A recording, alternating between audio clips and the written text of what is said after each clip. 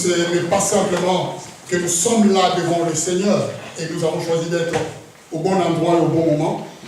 Ça faisait longtemps, c'est presque 2 ans, je vais dire, que notre sœur Bernadette, maman, n'était plus avec nous à l'église.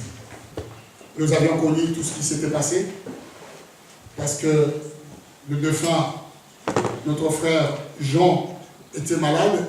Elle était à côté pour pouvoir soigner et prendre soin de lui. Elle a décidé aujourd'hui d'être avec nous et nous nous réjouissons parce qu'elle a retrouvé sa place. Amen. Amen. Voilà, elle est là. Tu peux te mettre debout, maman. On t'accueille vraiment avec la joie.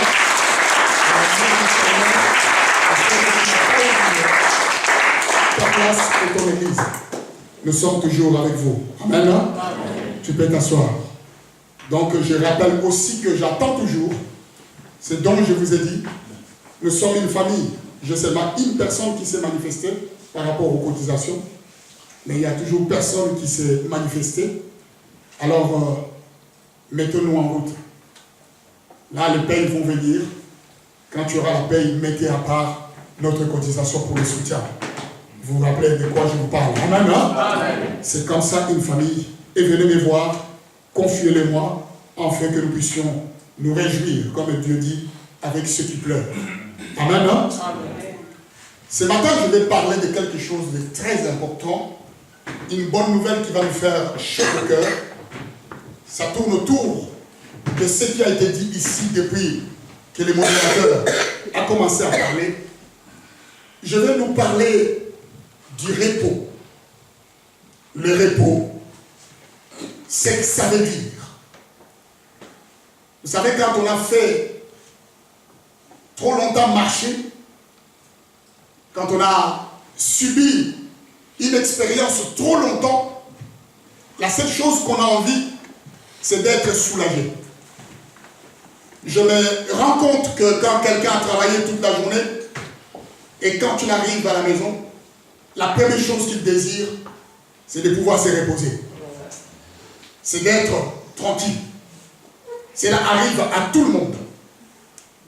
C'est un moment exceptionnel où on a besoin de souffler un peu. C'est-à-dire, ouf, il faut que je me repose pour avoir encore plus de force. C'est un terme, le repos est un terme qui a un sens particulier dans la Bible. Elle consiste souvent à ce que l'homme puisse jouir de la communion avec Dieu et à observer ses commandements. J'ai vu beaucoup de mots de repos dans la Bible. Avant, j'ai voulu comprendre pourquoi Dieu appelait-il son peuple au repos. Pourquoi Dieu veut que nous puissions nous reposer. Qu'est-ce que ces mots signifient devant Dieu? Parce que même aujourd'hui, les enfants de Dieu ne comprennent pas ce que ça signifie. Ces mots repos que Dieu appelle. Alors j'ai vu qu'il y avait plusieurs définitions qui ont été données par rapport à ces mots. Les repos. D'abord, dans l'Ancien Testament, dans le livre d'Exode, on nous parle du repos de la mort quand une personne meurt. Mon père m'a dit un jour, viens mon fils que je te parle et que je te communique la sagesse parce que je ne suis plus jeune. Bientôt je vais aller me reposer avec mes aïeux. Je vais aller me reposer. Je n'ai pas compris, je dis, mais pourquoi il parle du repos? Parce qu'il a compris que durant toute sa vie, on est toujours en activité. Quand une personne dort, c'est le moment où il choisit de se reposer. Amen. Hein? La mort est appelée aussi comme étant un repos. Parce que le livre de Job dit que le méchant cesse leur agitation et se repose. Ceux qui sont fatigués aussi cessent leur activité. Les repos symbolisent aussi la paix dans le cœur.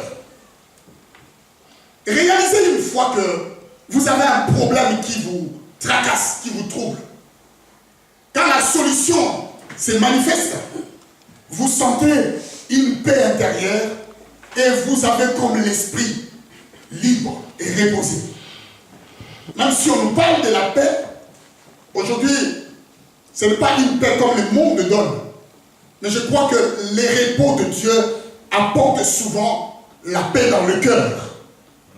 Parce qu'on se repose de quelque chose. Et on est dans l'assurance. Les enfants de Dieu aujourd'hui doivent savoir ce que c'est. Quand Dieu dit, et Jésus parle du repos, lorsque la Bible dit qu'il nous fait reposer dans le verts pâturage. Il y a des gens qui lisent les livres des psaumes, mais qui ne comprennent pas ce que ça veut dire. L'Éternel est mon berger, et la fin, il nous fait reposer dans le vert pâturage. Ça a un sens.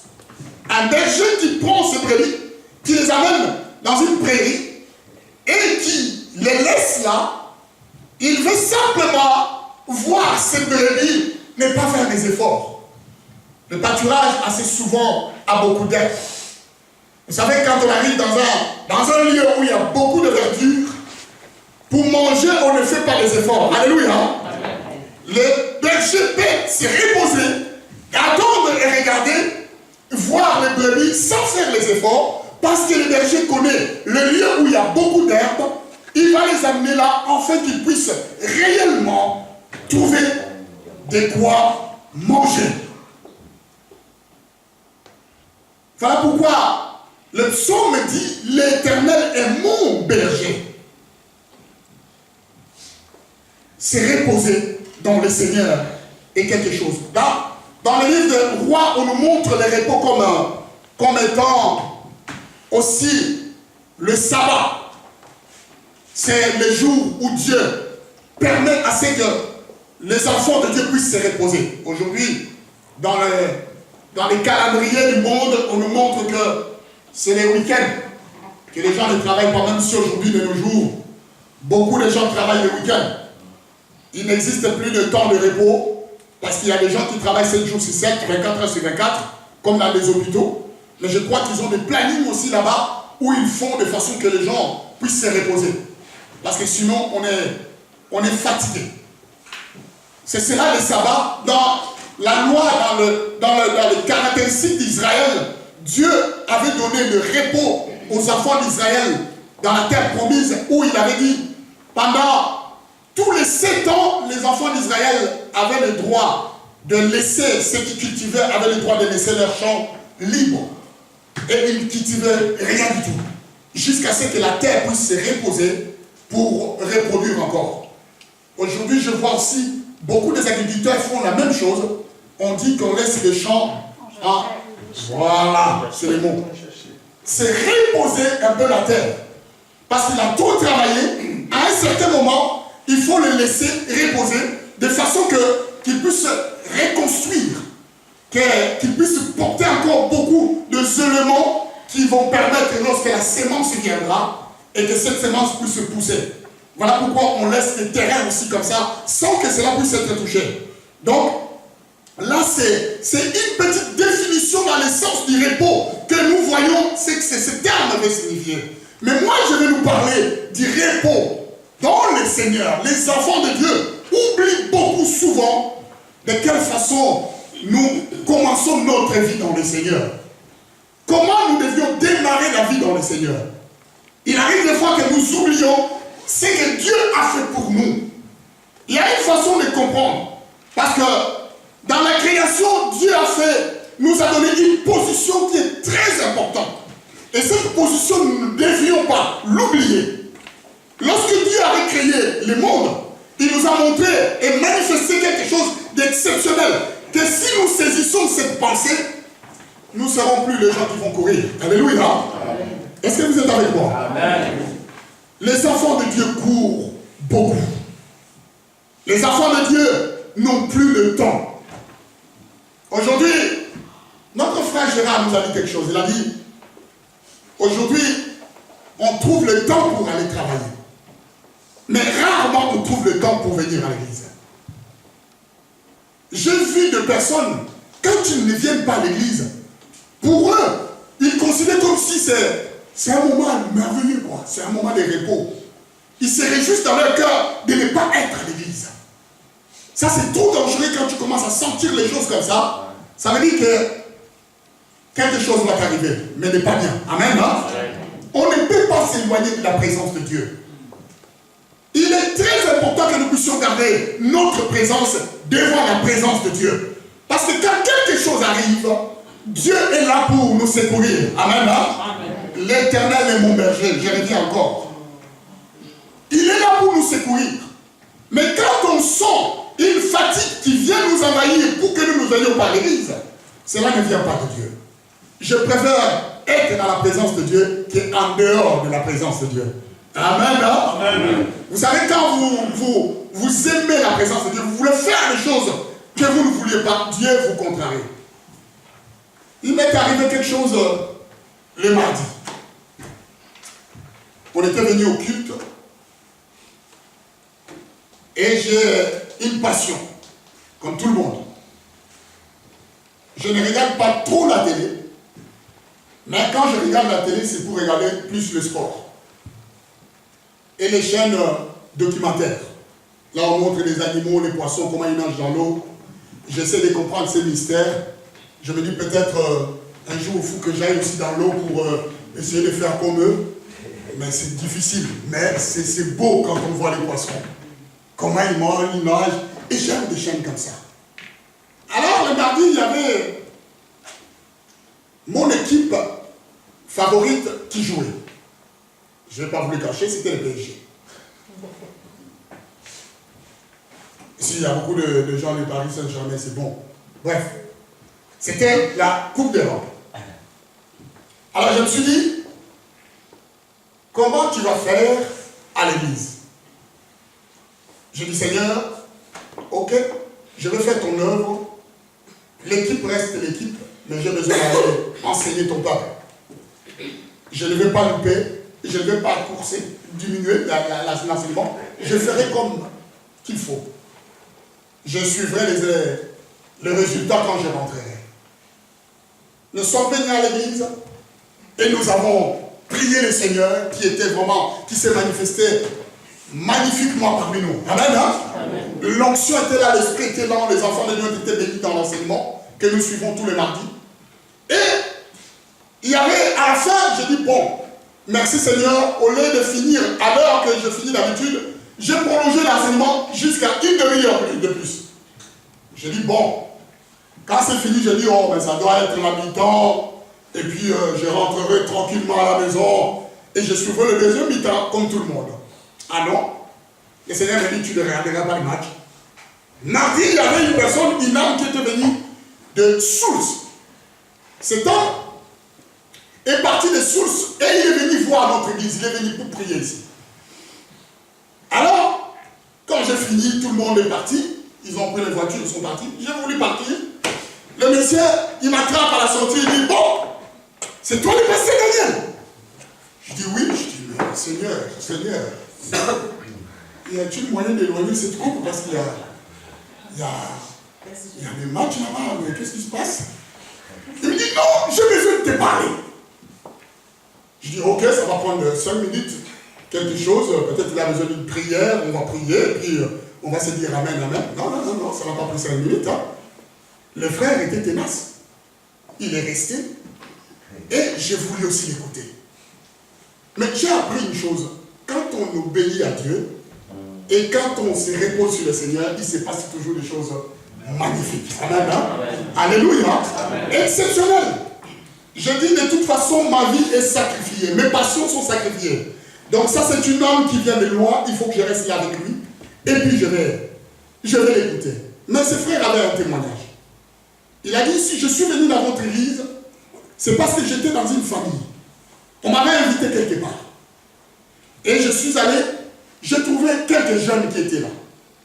Et parmi ces jeunes, il y avait une personne qui s'appelait Jérôme. C'est un jeune. Moi, quand je suis arrivé dans cet endroit, j'ai voulu évangéliser. C'était une fête, c'était un repas. Alors, il a voulu évangéliser dans cet endroit.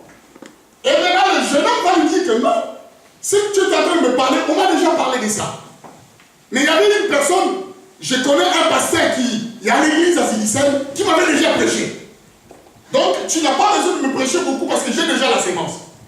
Alors, les frères, vu l'attitude de ces milieux, n'avaient pas compris quel est ce pasteur qui était allé prêcher ce jeune homme. Alors, dans sa curiosité, il a dit, mais son église, il est où? On lui dit, à Zélicène. Bon, le gars n'a jamais été ici parce que je l'ai prêché à la police. J'ai oublié complètement. Amen. Hein? Alléluia. Amen.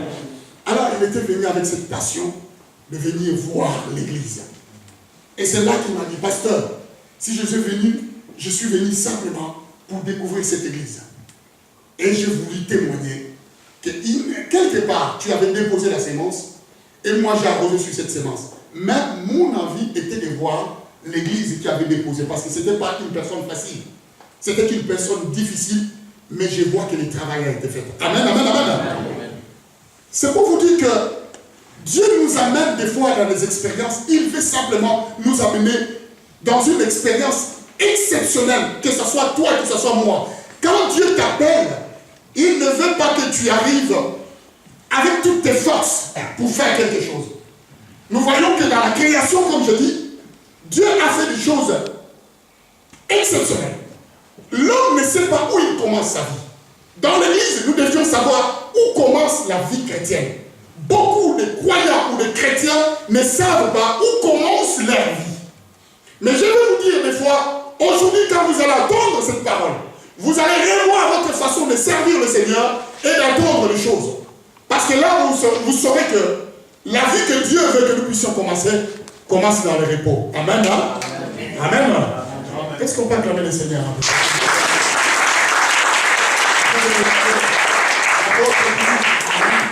D'autres disent, bon. Amen. Amen. Notre vie commence par les repos. C'est ça. Genèse chapitre 1, verset 31. Tu peux nous l'afficher. Mettez-le debout, nous allons lire.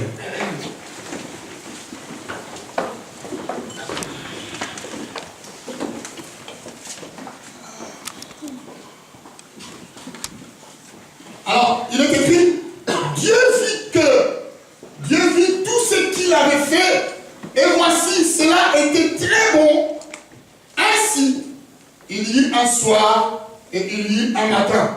Ce fit le 6e jour. Retenez bien. Je réponds. Dieu vit tout ce qu'il avait fait, et voici, cela était très bon. Ainsi, il y eut un soir et il y eut un matin, ce fut le 6e jour. Nous pouvons nous asseoir.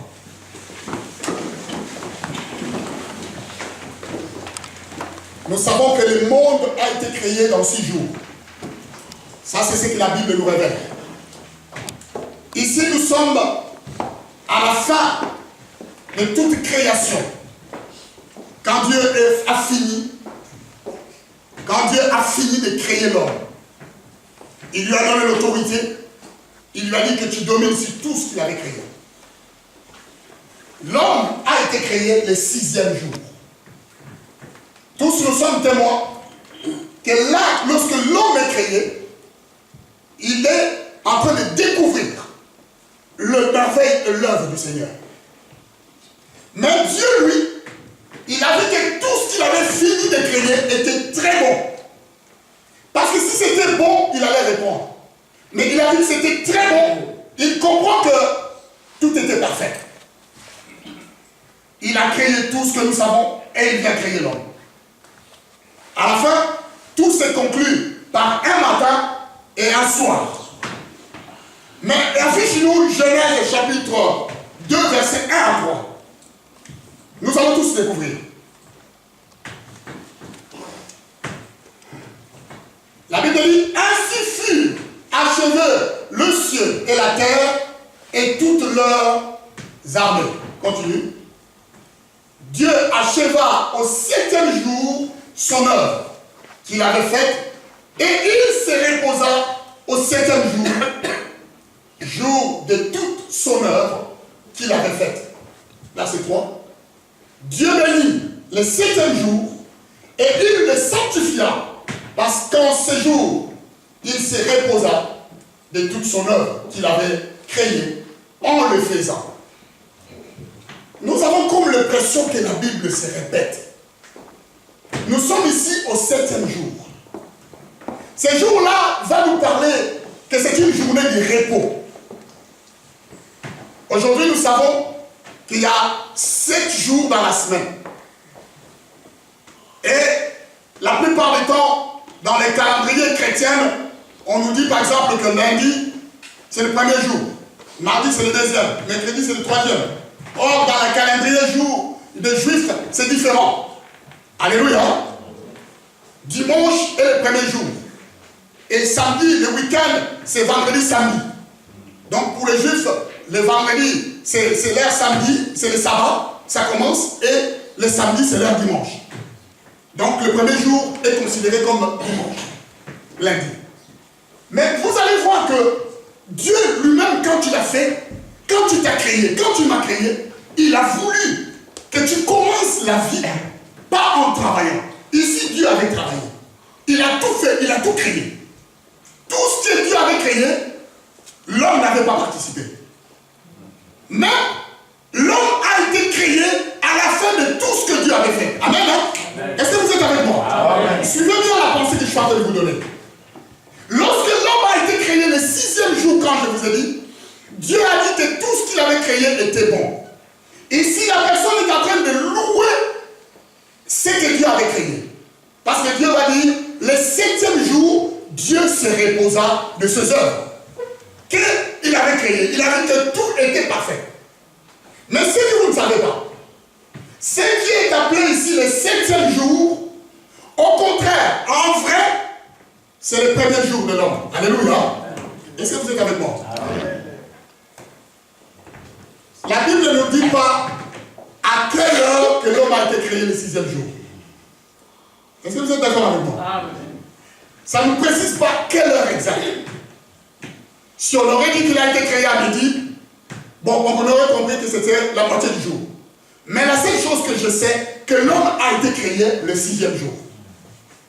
Mais quand l'homme va se réveiller, il va se réveiller le 7e jour où il va découvrir son premier journée de 24 heures qu'il va passer. Il va le passer le 7e jour. Donc l'homme va découvrir que son premier journée pleine est une journée de repos. Amen. Hein? C'est quand Dieu s'est reposé.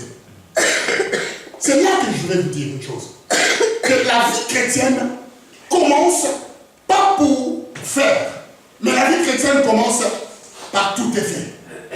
L'homme doit se réjouir des jours où le Seigneur lui a donné pour se réjouir du repos. Parce que ce n'est pas nous qui allons travailler, mais c'est Dieu qui va travailler. Dieu lui commence d'abord par travailler avant de se reposer. Mais l'homme doit d'abord se reposer dans le Seigneur avant de travailler. Alléluia. Dans l'église, toute forme de travail dans l'église commence par d'abord se reposer dans le Seigneur. Amen, amen. On ne peut pas travailler pour Dieu. On se repose d'abord dans le Seigneur. La vie chrétienne commence dans le repos du Seigneur. Si quelqu'un commence à travailler, il va se fatiguer. Alléluia. Amen. Est-ce que vous êtes avec moi? Amen. Nous devions nous reposer en Dieu. Les enfants de Dieu courent beaucoup. Regardez ce qui était dit. Jésus a dit dans le livre de Matthieu quelque chose pour nous amener ici.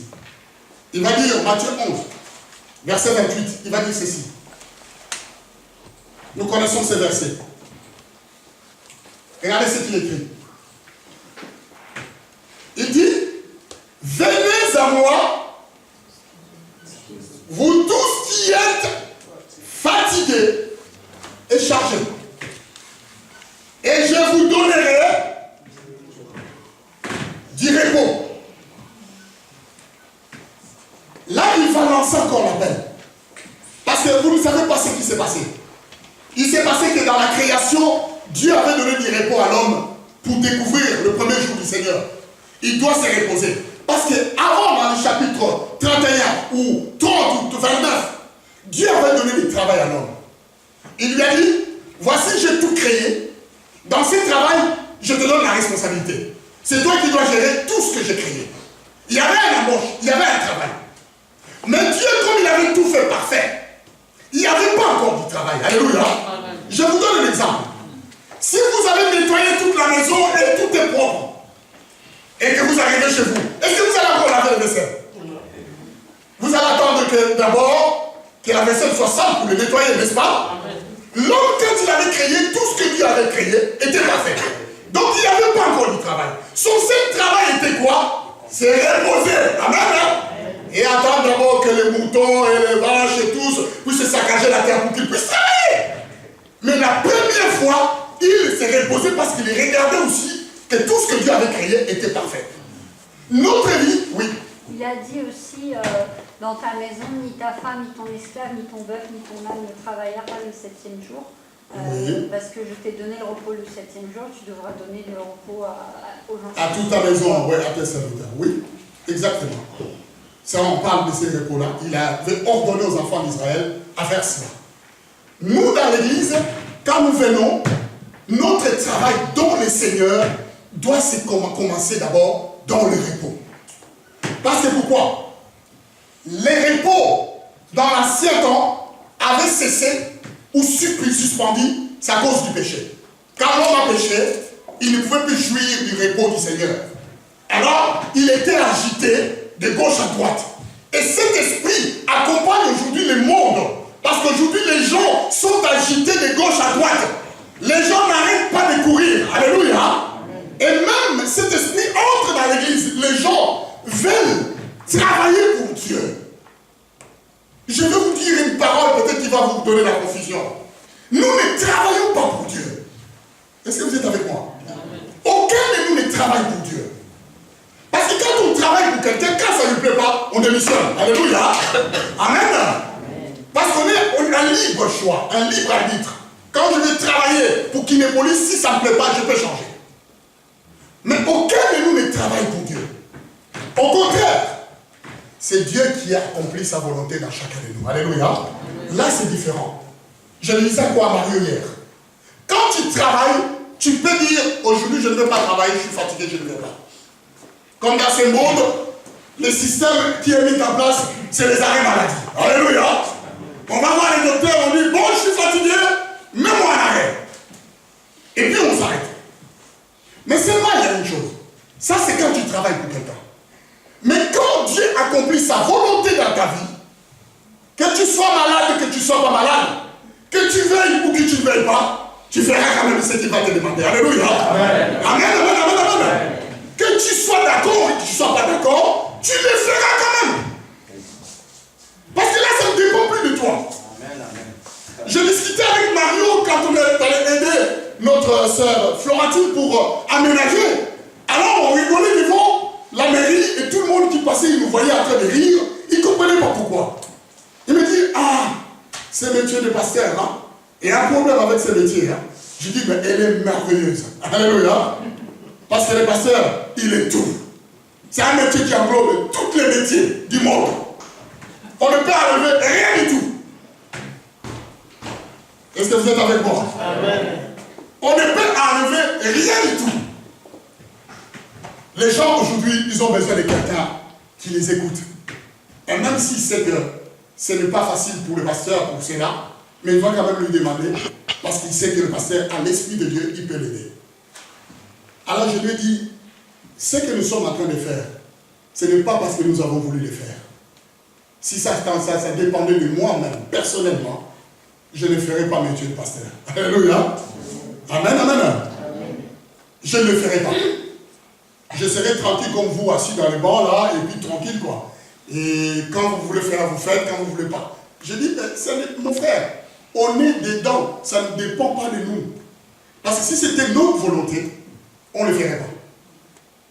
Mais comme c'est la volonté de celui qui nous a créés, oh bien-aimé, que tu sois d'accord, que tu ne sois pas d'accord, tu vas le faire. Alléluia. Il va t'envoyer là où tu ne voudras pas. Il va te demander de faire les choses que tu n'as pas envie de faire. Parce que si tu ne le fais pas maintenant, lui, il a tout son temps. Ce que nous ne savons pas, Dieu a tout son temps. Il va te laisser. Il va te dire, tu ne veux pas le faire, ok, je prends mon temps. Mais tu finiras quand même à le faire. Mais seulement il y a une chose. Quand tu vas tourner, tu seras obligé d'être fatigué. Et tu reviendras vers lui en lui disant, ah Seigneur, je suis fatigué. Il va te dire, ok, tu es fatigué, c'est bien. Va faire ce que je t'avais demandé. Alléluia. Amen. Voilà pourquoi je vous dis que nous ne travaillons pas, nous ne travaillons pas pour Dieu. Mais c'est Dieu qui accomplit sa volonté dans chacun de nous. Et cette volonté est plus forte que nous ne pouvons pas nous en passer. C'est une force qui nous contrôle, qui est surnaturelle. Que tu ne veuilles pas et que tu veuilles, il va te dire de faire ce que tu veux. Voilà pourquoi, ici, vous comprenez que le péché avait suspendu tout repos. Tous les repos, le péché avait suspendu. Et Christ va revenir pour remettre les choses en place. Il va rappeler les Juifs de cette époque que chaque vie dont le Seigneur doit commencer à se reposer sur lui. La Bible dit, venez avant vous tous qui êtes fatigués aujourd'hui. Qu'est-ce que nous voyons dans le monde? Les gens qui sont toujours fatigués. Il y a tellement de choses qui nous fatiguent. Dans fatigué, nous pouvons voir beaucoup de choses. Ça veut dire qu'aujourd'hui, je vais prendre le témoignage de Claudine. Quand Dieu vient, tu viens, c'est le Seigneur. Il te dit, je t'ai guéri ma fille. Moi, quand je reçois cette parole, la seule chose que je dois faire, je me repose. Amen. Hein? Parce que quelqu'un dit qu'il m'a guéri. Mais si je ne reçois pas les repos du Seigneur, qu'est-ce que je vais faire? Je vais commencer à chercher de moi-même, à chercher à me soigner, à chercher à aller acheter les médicaments, à consulter le médecin, à faire toutes ces choses-là. Quand je finis de consulter, de faire tout, à la fin je ne trouve aucune solution, je reviens encore vers le Seigneur, je dis, Seigneur, je suis fatigué. Il va me dire, alors, ma fille, je t'ai dit une chose, repose-toi sur moi et tu verras que tu seras guéri. Alléluia. Amen, amen, amen. Les gens sont tellement fatigués aujourd'hui, en train de courir. Les gens sont tellement accablés qu'ils n'arrivent pas à commencer leur vie chrétienne. Même aujourd'hui, il y a des personnes aujourd'hui qui ne veulent pas travailler dans l'église, qui ne veulent pas se reposer sur le Seigneur pour travailler. Il faut parler un peu fort. J'ai été invité un jour à Paris, un pasteur. Ce pasteur-là m'avait fait beaucoup de peine. C'était à Elson. J'arrive dans son église et me dit, ah pasteur, je suis trop fatigué. Je lui dis, mais pasteur, pourquoi tu es fatigué? Il a dit, j'arrive pas. Avec l'église, ça ne va pas. J'ai comme l'impression que je travaille tout le temps. Je ne sais pas quoi faire, je n'ai pas de réponse. Je lui ai dit ceci.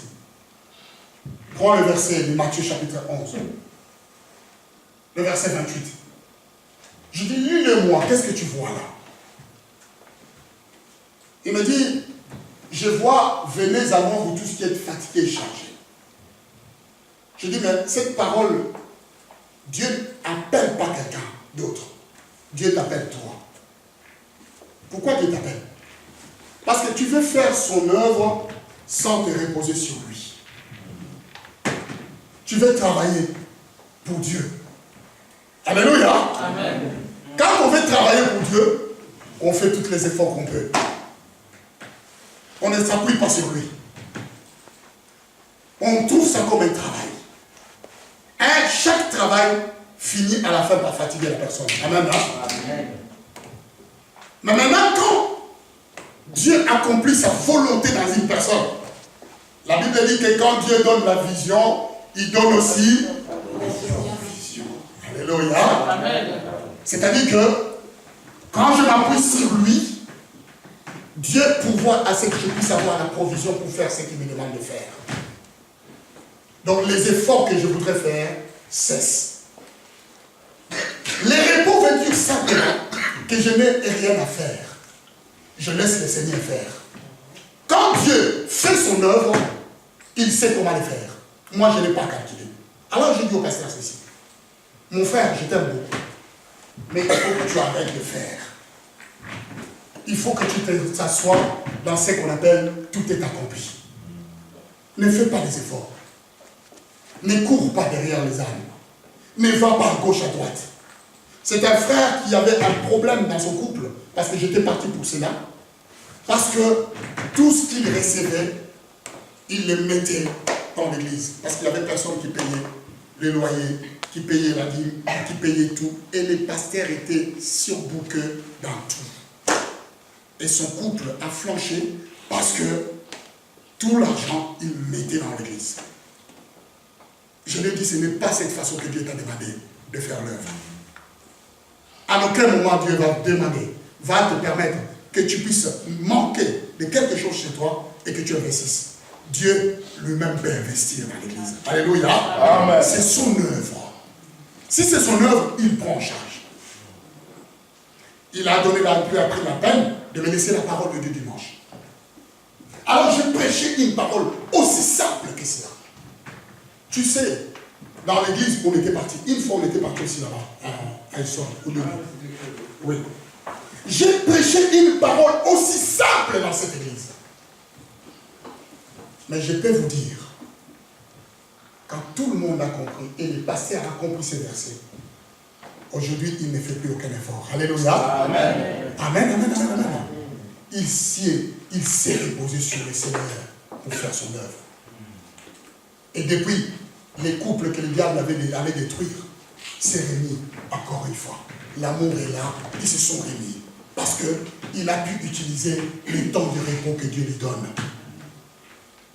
Qu'est-ce que Dieu nous a donné comme exemple dans la Bible à propos des repos? La Bible nous parle de la parabole des noces, la parabole de festin. Vous savez ce qui s'est passé? Dans cette parabole, on nous a montré quelque chose. La Bible dit que les rois qui avaient invité tout le monde avaient déjà tout préparé. Tout était déjà fait. Il n'y avait rien qui était resté. Il y avait des gens qui avaient déjà préparé. Il y avait des gens qui avaient tout fait déjà. La seule chose que le roi voulait, c'est ceci. Que tous les invités qui vont venir, qu'ils puissent s'asseoir, qu'on puisse les servir. Alléluia. Ça, c'est une position de repos. C'est-à-dire que tu t'assois et on te sert. Dieu veut que ses enfants ne courent pas. Dieu veut que ses enfants puissent s'asseoir et qu'ils puissent les servir. Amen. Notre vie doit commencer là, bien-aimés. Nous courons beaucoup pour chercher par nos propres efforts. À la fin, ça nous fatigue. Mais si nous avons compris ce que ça veut dire, venez à moi, vous tous qui êtes chargés et fatigués, je vous donnerai du repos. Nous allons nous asseoir simplement et attendre Dieu faire. Alléluia. Amen. Dans tous les domaines de notre vie, nous n'allons pas courir. Nous attendrons simplement et Dieu va le faire. Mais vous savez ce qui s'est passé dans la parabole du festin? C'est ce qui me désole aujourd'hui. Il y avait des personnes qui étaient invitées, des personnes de marque qui avaient reçu l'invitation. Mais la Bible dit aucun d'eux ne s'est présenté. Parce que chacun était occupé. Alléluia. Chacun disait, moi j'ai un champ pour aller travailler. L'autre disait, moi je me bête pour aller bête. D'autres disaient, moi il y avait toujours une occupation dans chacun. Aucun ne voulait le repos du Seigneur. Et c'est ce qui se passe dans les églises aujourd'hui. Les enfants de Dieu ne veulent pas le repos du Seigneur. Alors que Christ a tout accompli. C'est là le secret de toutes choses. Jésus dit, viens, repose-toi et moi je vais faire à ta place. Tu dis, non. Moi j'ai encore la force. Je vais continuer. Alors Dieu va te laisser jusqu'à ce que tu sois fatigué. Alléluia. Amen. Quand tu vas tourner en rond, tu tournes en rond, tu tournes en rond. Et quand tu es fatigué, tu vas dire, oh Seigneur, j'en peux plus. Je suis fatigué, aide-moi. Et il dit, ah, mais qu'est-ce que je t'avais dit? Tu as dépassé déjà 5 ans, tu as perdu 5 ans devant. Au lieu que tu puisses te reposer sur moi, je refais tout cela. Mais la Bible dit ceci dans le parabole du festin. Que ceux qui étaient invités au repos n'ont pas voulu. Alors Dieu va envoyer ses serviteurs en disant, allez dans tous les lits, ramassez-moi tout ce que vous allez trouver. Toutes les personnes qui n'étaient pas invitées, amenez-les dans ma maison, car tout a été préparé et tout est prêt. Faites entrer les convives et qu'ils puissent se réjouir avec moi. Bien-aimé, c'est un appel. Quand Jésus lance cet appel, ça te concerne toi, ça te concerne moi. Combien de fois tu te fatigues à chercher toi-même une solution? Combien de fois tu veux te battre à ce que la chose puisse réussir par tes propres efforts? Mais pourquoi tu ne veux pas te reposer sur le Seigneur? Alléluia. Amen. Pourquoi tu ne veux pas lui laisser faire? Notre vie chrétienne commence là. C'est d'abord en se reposant sur le Seigneur. C'est là la vie continue. Venez à moi, vous tous qui êtes chargés, fatigués. Qu'est-ce qui vous fatigue aujourd'hui? Aucun de nous ne peut dire n'est pas fatigué. Il y a quelque chose qui te fatigue dans la vie. Mais tu es toujours tenace. Tu ne veux pas laisser à Dieu. Tu veux toujours continuer. Tu veux continuer parce que tu as encore de force. Vous savez, les gens, ils ont encore de force dans leur vie de continuer à faire. Et Dieu, qu'est-ce qu'il attend? Si quelqu'un veut travailler à ta place, qu'est-ce que tu vas faire? Tu le laisses. Hein? Quand tu vas se fatiguer, lui-même, il viendra te trouver en disant, Seigneur, je suis fatigué, fais-le. Et là, tu vas le faire. Mais pourquoi nous sommes en activité? Alléluia. Pourquoi vous voulez être tout le temps en activité? Pourquoi le monde vous fatigue tellement au lieu de vous reposer là? Il dit, je vous donnerai du repos. Il va donner à qui? À celui qui entend l'appel. Il y a une autre soeur qui est ici, Erika. Un jour, elle était tellement malade, souffrant de pied. Alors, je suis allé le voir pour prier. Nous sommes allés. Je le regarde comme ça, je dis, écoute, je ne vais pas faire une prière. Il me dit, pasteur, tu ne vois pas que je suis vraiment malade et je n'arrive pas à marcher? Je dis, je ne fais pas une prière. Il dit, mais pourquoi tu ne fais pas une prière? Je lui ai dit, parce que je ne vois pas que tu es malade. Et Dieu lui-même ne voit pas que tu es malade. Elle m'a regardé et dit, mais ou soit le pasteur, quand tu viens visiter les gens, il filme, ou le niveau de son foi est dépasse. Parce que je suis arrivé sur cette personne. Dieu me dit, mais pourquoi tu vas prier? Elle n'est pas malade. Mais ses pieds étaient enflés. Elle n'arrivait pas à marcher. Je lui ai dit, Erika, tu te rappelles que Dieu, sur la croix, a tout accompli? Elle me dit oui. Qu'est-ce que la Bible nous dit? Elle me dit, la Bible dit que c'est par de notre sûr que nous avons été guéris. Je lui dis, alors, s'il y a de cela 2000 ans de l'histoire, Jésus a porté ta maladie. Comment aujourd'hui Dieu va voir la maladie en toi? Alléluia! Est-ce que vous êtes avec moi? C'est-à-dire que toutes les prières que je vais faire sur toi, ce sont des prières que Dieu, peut-être, ne va pas exaucer parce que lui-même, quand Dieu te regarde comme ça, il te dit, il ne faut pas que tu es malade. Les gens qui sont malades aujourd'hui, ils les voient en nous. Mais quand Dieu regarde, il voit la croix. Parce qu'il sait qu'il nous a donné des repos, même dans la maladie. Alléluia. Amen. La seule chose qui nous manque, c'est de croire à ces repos. Quand nous croyons que Dieu a déjà pris ma maladie, même si la maladie pointe son nez dans ma santé, moi je vais lui dire, tu t'es trompé d'adresse parce que quelqu'un a pris ma maladie. Alléluia. Amen. Et je vais me reposer sur ce que Dieu a dit. Je lui ai dit, écoute, je n'ai pas malade, alors tu vas marcher. Lève-toi et tu marches, continue à marcher comme tu fais. Je ne veux pas prier pour toi. Ces jours-là, il m'avait vu un méchant pasteur. Parce qu'il avait besoin d'avoir une prière. Mais des fois, nous camouflons les choses parce que nous ne voulons pas révéler ces choses-là. Quand quelqu'un sait que Christ a tout pris, même, il ne viendra jamais compris pour le maladie. Alléluia. Amen. Parce qu'il va se reposer sur ce que Christ a accompli. Quand la Bible dit que tout est accompli, c'est toute la réponse à toute chose. Dans tout est accompli, il y a tout. Il n'y a rien. La seule chose, c'est ce qui nous arrive, c'est que nous oublions, c'est que les repos du Seigneur. Je peux vous certifier une chose. Il ne s'est pas passé 2 jours. Je l'ai appelé, je dis, alors tu marches? Tu as commencé à marcher? Il a venu me passer, tu es vraiment gentil, comment je vais marcher tous les pieds hauts? Je dis, je t'autorise, le matin tu marches 2 heures, l'après-midi tu marches 2 heures. Maintenant. Et j'étais ferme. J'ai voulu lui apprendre ces systèmes de repos. Alléluia. Amen. 3 jours après, je l'ai vu venir à l'église. Amen. Amen. Alors, je l'ai rigolé, je dis, alors t'as vu? Tu n'as jamais cessé de marcher? Il a dit, mais je n'ai pas compris, pasteur. Je me suis appuyé sur ce que tu m'as dit, du jour au lendemain. Mes pieds qui étaient enflés, étaient déenflés. Et j'ai senti une force qui me disait, maintenant tu peux marcher. Tu vois, je viens quand même marcher à l'église. Alléluia.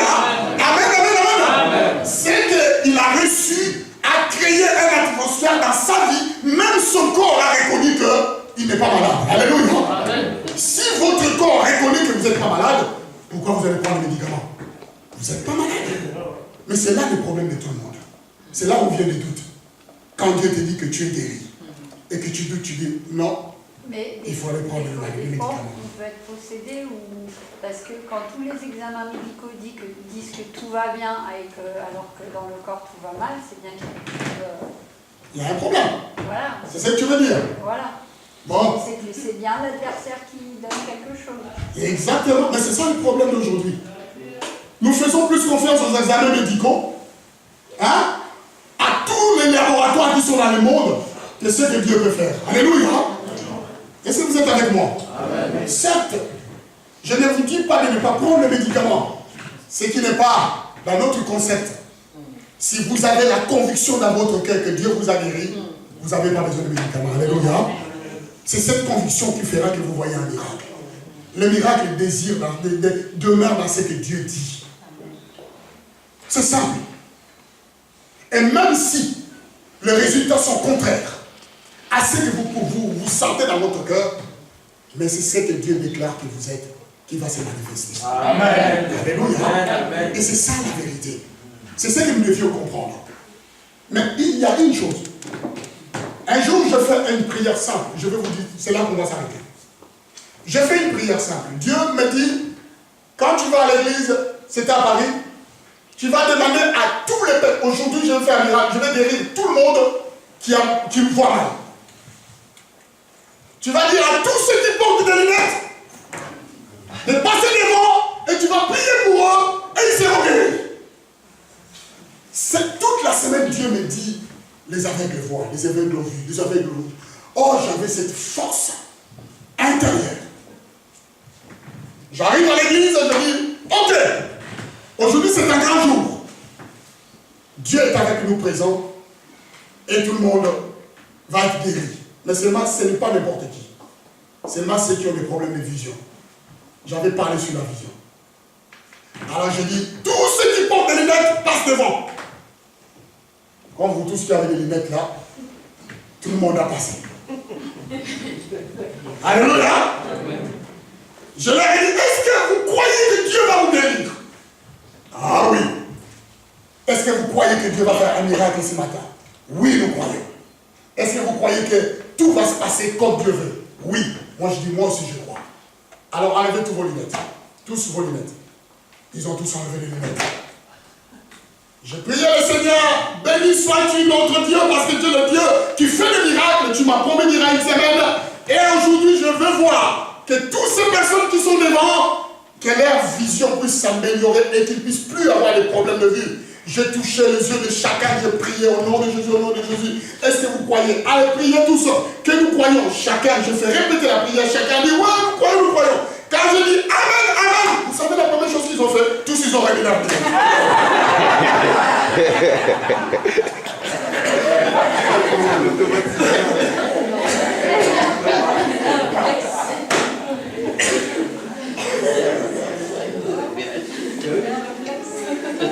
Ils se sont mis quand même de passer à la prière, c'est bien, mais je fais quand même confiance au loup.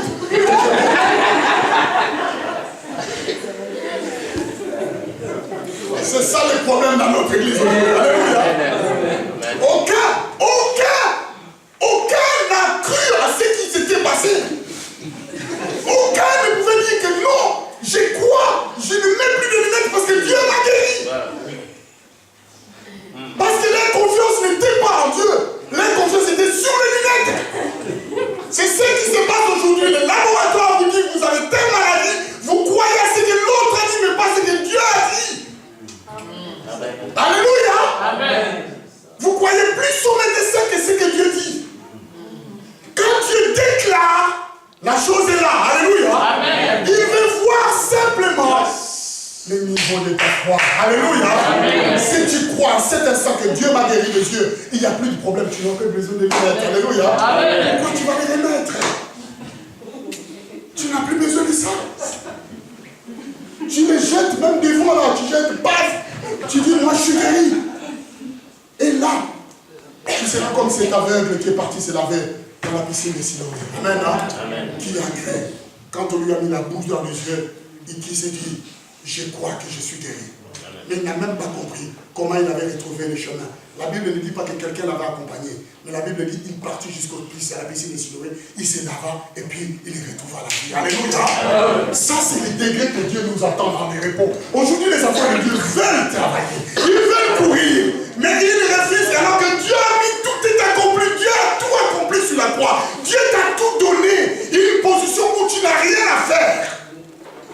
Tu n'as aucun effort à faire. C'est simplement de te reposer en Jésus-Christ en disant, le Seigneur, fais à ma place. Amen. Alléluia. Le Seigneur, fais à ma place. Voilà pourquoi David a dit, l'Éternel est mon berger, je ne manquerai. Mais vous récitez cette psaume. La première chose qui suit, il me fait reposer. Mais quand il te fait reposer, pourquoi vous travaillez? Pourquoi vous courez? Pourquoi? Dites-moi. Repose-toi. Il y a un problème. Repose-toi, le Seigneur. Le Seigneur voit les problèmes avant que ça arrive. Ce que tu vas découvrir aujourd'hui, Dieu l'a vu déjà il y a l'éternité. Alléluia. C'est toi qui le découvres aujourd'hui. Lui, il savait que ça viendrait. C'est-à-dire que quand il sait que ça viendrait, il a déjà trouvé une solution pour ce qu'il a. Alléluia. Toi, simplement, il faut dire, mon dessein est entre celui qui a créé toute chose. Ce qui arrive là, c'est qu'il y a une solution. Je vous dis toujours, quand il y a un problème, sachez qu'il y a une solution. Alléluia. Quand il y a un jour, il y a aussi la nuit. Il n'y a pas de problème qui soit éternel. Il y a toujours une solution à tout problème. Mais le plus important est que, au lieu de courir pour aller chercher la solution, tu te reposes dans le Seigneur et tu verras que la solution viendra. Oui, Estelle, vas-y, pose la question. Je témoigne qu'en fait, quand j'ai décidé donc, de revenir plus sérieusement à l'église, donc dans ton église, avant je travaillais beaucoup pour gagner pas beaucoup d'argent. Et en fait, maintenant que je consacre plus de temps au Seigneur, je travaille beaucoup moins, bon je ne vais pas dire, mais grosso modo 4 fois moins qu'avant, même si je travaille encore beaucoup, pour gagner 4 fois plus qu'avant. Amen. Alléluia. Mais c'est la preuve que le Seigneur peut nous faire des choses bien aimées. Ce ne sont pas des mensonges que je suis en train de vous dire. Aujourd'hui, Dieu relance. Venez avant vous tous qui êtes chargés et fatigués. Les gens sont fatigués. Ils arrivent à l'église, ils sont fatigués. Ils sont dépassés dans tout. Ils sont là, mais ils ne sont pas là. Alléluia. Ils sont présents à l'église, mais ils sont déjà partis loin. Il y a même les autres qui sont arrivés déjà à la Martinique. Qu'est-ce que vous êtes là? Qu'est-ce que vous allez faire là-bas? Vous êtes ici. Il y a des gens qui construisent déjà Kinshasa. Il est ici à l'église, mais il est là-bas. Mais tu vas faire quoi là-bas?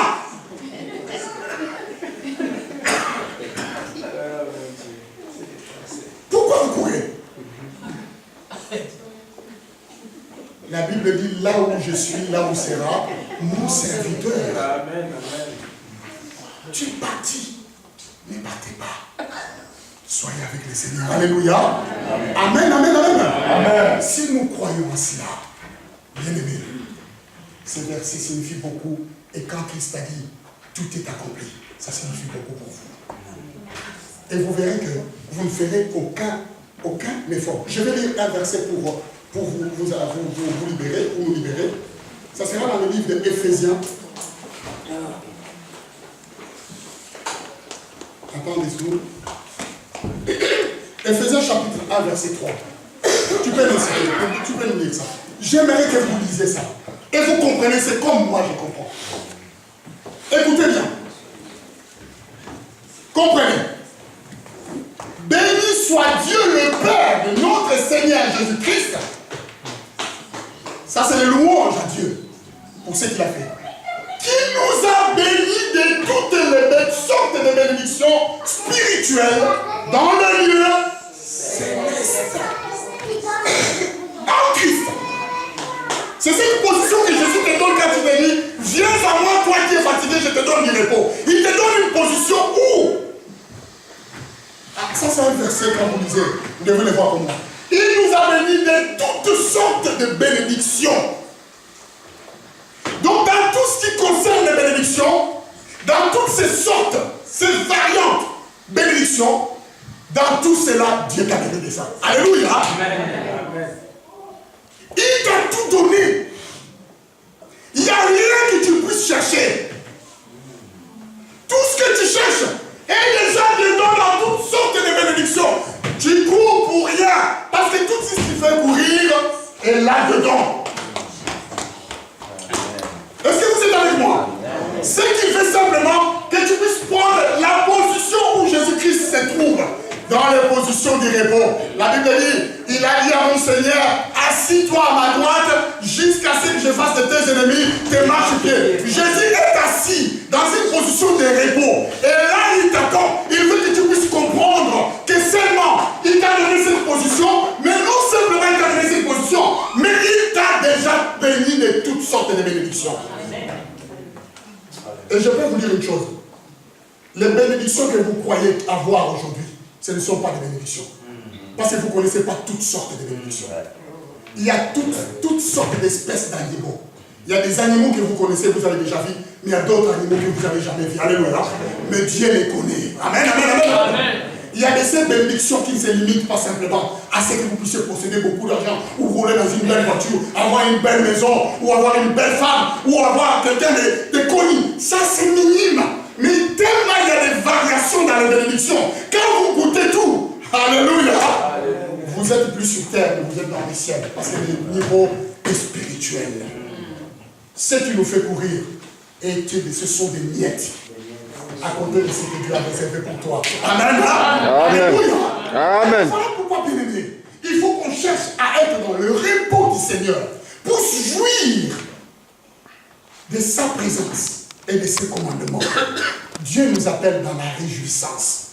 Il voudrait que l'Église ne court pas, que les enfants de Dieu ne courent pas, qu'ils ne puissent pas passer leur temps à occuper autre chose. À la fin, ça nous fatigue. C'est normal que tu ne viennes pas à l'église parce que tu es fatigué à la fin de la journée. C'est normal que tu ne pries pas la nuit parce qu'il y a autre chose qui te fatigue. Mais Jésus te dit, si tu viens vers lui, toi qui es fatigué, il te donne du repos. Après, il te fait porter ton séjour. Alléluia. Amen. Les jours qui est doux et aisé, ce qui te permettra de le louer tous les jours, à chaque instant.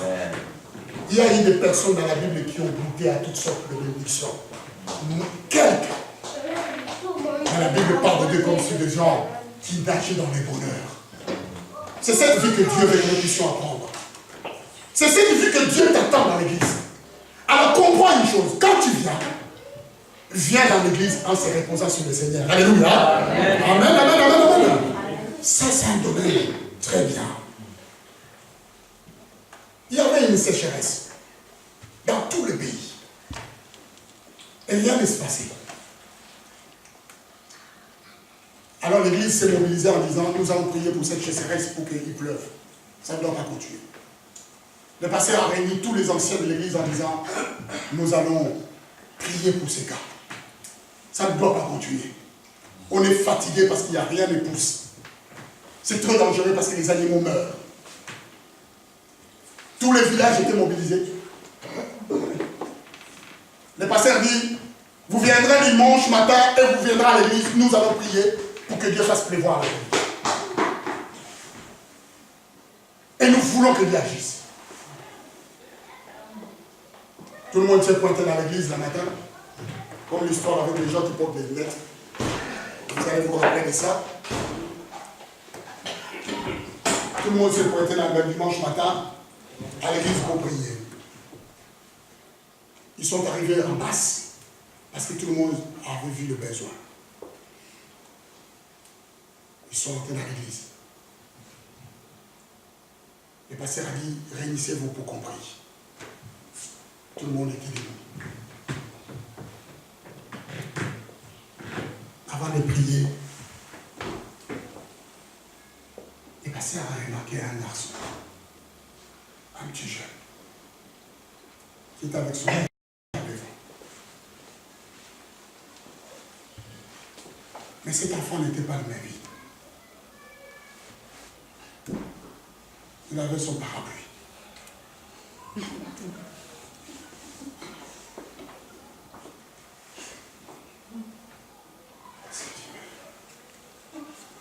Qu'est-ce qui se passe avec cet enfant? Pourquoi il est avec ce parapluie? Alors, il demande au fils, il dit, mais pourquoi tu as apporté le parapluie à l'église? Il leur a répondu, écoute, pasteur, tu nous avais dit que nous venions prier pour que Dieu fasse pleuvoir la pluie. Alors moi, pour rentrer à la maison, je ne vais pas me mouiller, hein, j'ai amené mon parapluie.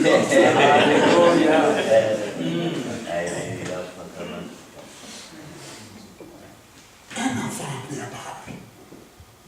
Mais tous les adultes, aucun n'avait un parapluie. Tout le monde, il arrivait, il faisait « Ah, je n'avais pas pensé !» C'est parce qu'ils sont tombés dans des habitudes de prière et de prière, aucune foi dans la prière. Mais il y avait un enfant qui croyait ce que le pasteur avait dit. Il a prévu quelque chose. Alléluia. Amen. Amen. Je peux vous dire, ces jours-là, Dieu avait fait un miracle, pas à cause de tout ce monde qui était là. Il avait fait un miracle à cause de cet enfant. Amen. Parce qu'au moins cet enfant croyait qu'après la prière, la pluie va tomber. Alléluia. Amen. Ah, voilà pourquoi il ne voulait pas se mouiller. Vous venez avec quel état d'esprit à l'église? Est-ce que vous croyez encore aux prières que nous faisons pour vous? Si vous croyez, pourquoi vous revenez pour les mêmes choses tous les jours? Compris pour la même chose. Pourquoi vous n'êtes pas comme cet enfant? Quand Dieu vous bénit, il vous dit que vous êtes bénis de toutes les bénédictions de l'air céleste, que vous ne cherchez plus les bénédictions. Alléluia. Vous ne voulez pas prendre comme un enfant. Dieu aime que nous soyons comme des enfants. Les enfants ne réfléchissent pas. Amen. Hein? Ils viennent, ils croient. Naïfs qu'ils sont, ils croient. Je peux vous dire, quand ils ont prié ces jours-là, il y avait une petite prière. À peine qu'ils ont dit Amen, Amen, devant, dehors, il y avait des torrents de pluie. Mais au moins cet enfant s'est dit, l'instrument que j'avais ramené va me servir. Alléluia.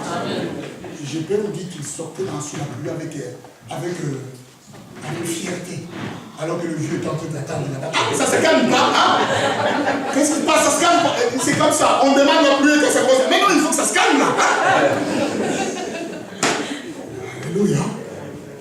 C'est pour ça que la Bible dit attention à ce que vous demandez aussi. Ah oui. Attention à ce que vous demandez. Non, je vais te le dire bien. Vous demandez, mais vous demandez mal.